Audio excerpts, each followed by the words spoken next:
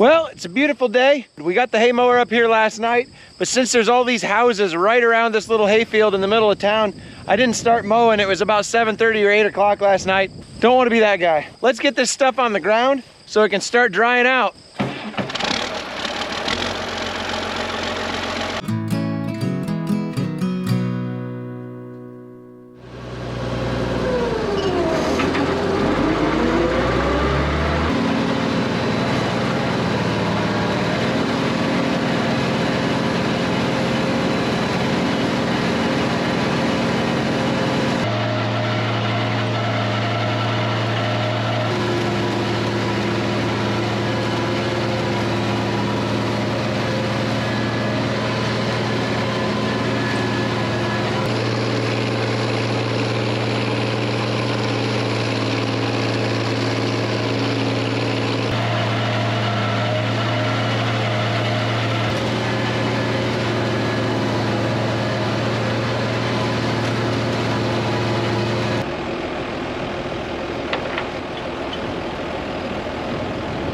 Well, we tossed the mower on the back of my pickup and I drug it about 15 miles to the home farm here. Well, I'm currently mowing the last waterway, so hopefully if everything goes well, all of the hay will be mowed within the next hour.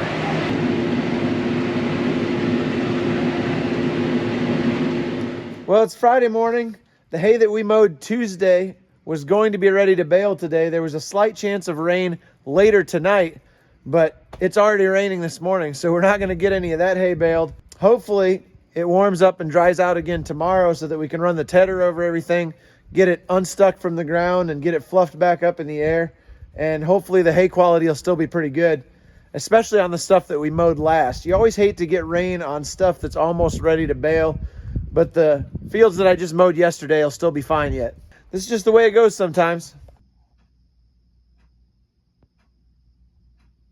All right, Ben just called and says it's dry enough to run the tedder now, so let's get going.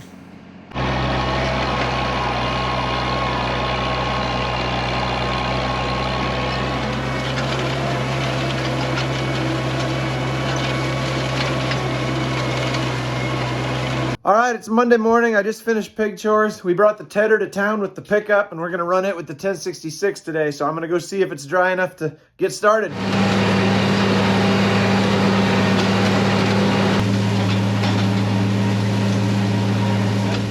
Well, it has been an awfully frustrating week. We mowed all of our hay. The forecast was for 10 days of sunny and warm and dry weather. And the day after we finished mowing all of our hay, we got a half inch of rain. And it's been cloudy and overcast and pretty much no breeze for 3 days straight now. Maybe this is the fourth day. Yeah, this is the fourth day that it hasn't been sunny.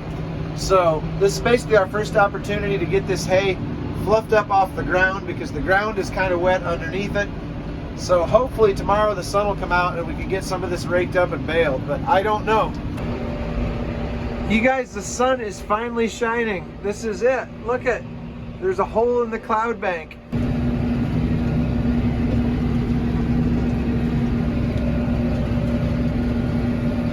Well, it's all tedded now, and of course the clouds are starting to kind of roll in again. You may be wondering why we're using 3 different tractors to do each function, and that's because we've got hay south of town, we've got hay in town, and then we've got hay well northeast of town.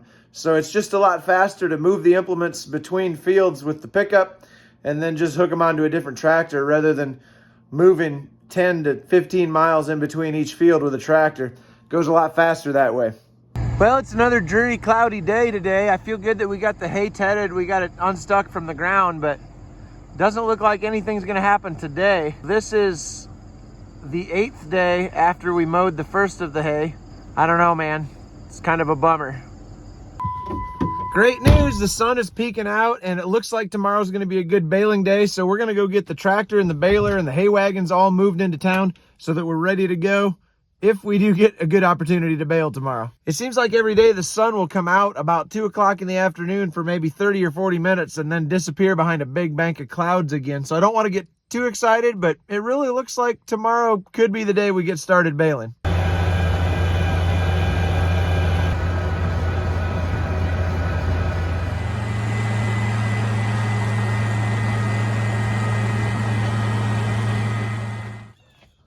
Well, this is the 6th or 7th day since the rain, and it's finally sunny this morning. But just look at how much dew there is.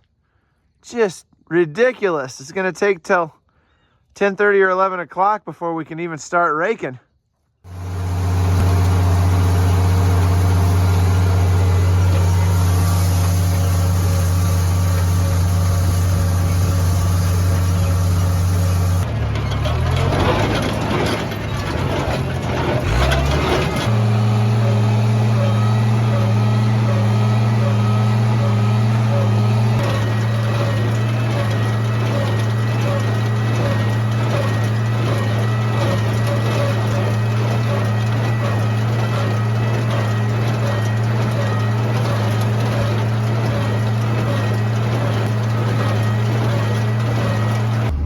Well, it's been a wild day. We got a lot of hay baled.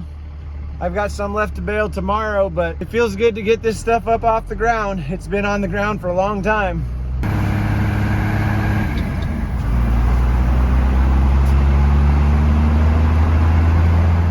I borrowed a moisture tester this morning from a neighbor because I wanted to make sure that these bales actually were dry enough when we made them yesterday. I'm pretty sure they're fine, but the humidity never went away like I thought it was going to yesterday. We didn't have as much of a breeze as we were hoping for. The hay was really dry to begin with, but I just want to make sure we didn't bale too much humidity into it. Let's see here.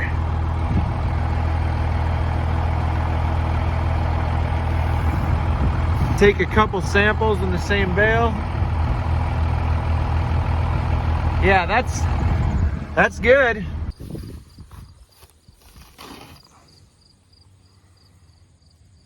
Really nice. All right.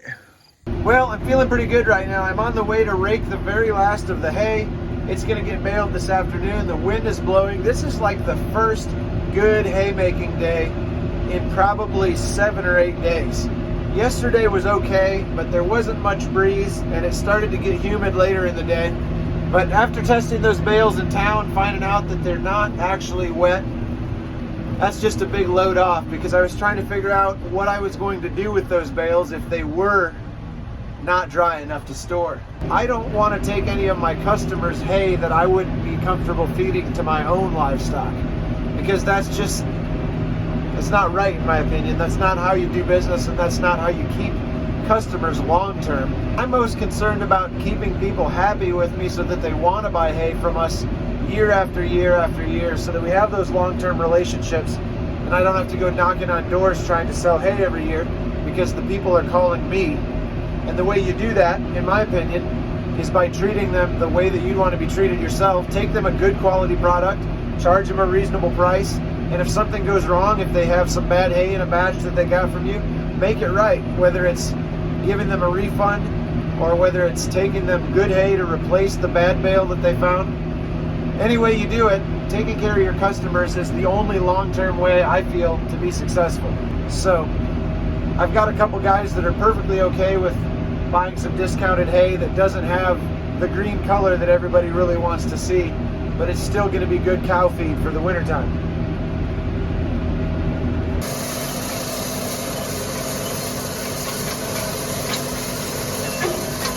Well, I've got round bales, and these are actually pretty good today. This was the last stuff that I mowed, so it was down on the ground the least amount of time. It's just a little bit greener looking than some of the stuff that we've made the last couple days. Obviously, it's not great hay. It's still been down for 8 days, which is way too long. But for what it's been through, it's pretty decent hay. It's going to make good cow feed.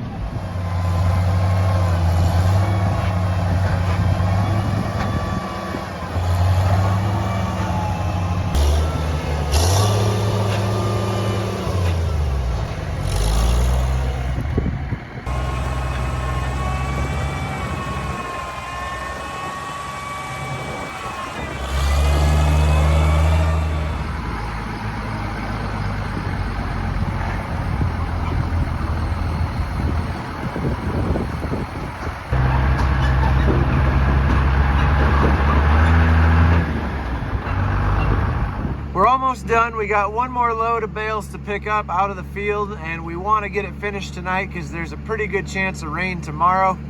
Don't want to have to be out here making tracks, and I don't want to have to wait another week to get out here and get these bales picked up. We got bigger fish to fry now. We got to get ready for harvest, so we got to get this hay stuff wrapped up and put away for the year.